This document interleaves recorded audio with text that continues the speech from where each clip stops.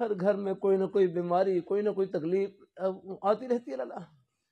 ایک بھائی بڑا اچھا جملہ کہنے لگے اللہ تعالیٰ کی منشا یہ ہے، اللہ تعالیٰ کی چاہت یہ ہے، میرے بندے کسی نہ کسی بہانے سے میرے سامنے جھولی پھیلائے رکھے نا۔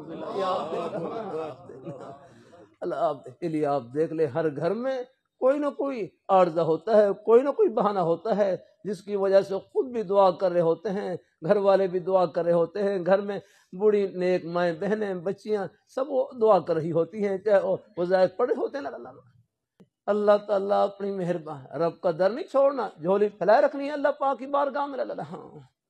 ایک بھائی کہنے لگے میں وظیفہ پڑھ رہا ہوں فائدہ نہیں ہو رہا، میں وظیفہ پڑھ رہا ہوں فائدہ نہیں ہو رہا۔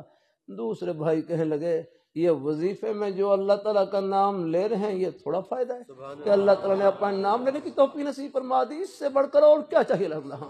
اللہ تعالیٰ کے نوازنے کے اپنے انداز ہیں اللہ، کبھی وہ دکھا کر دیتے ہیں، کبھی چھپا کر دیتے ہیں، ورنہ آخرت میں اللہ تعالیٰ صبر مان پورے کریں گے الحمدللہ۔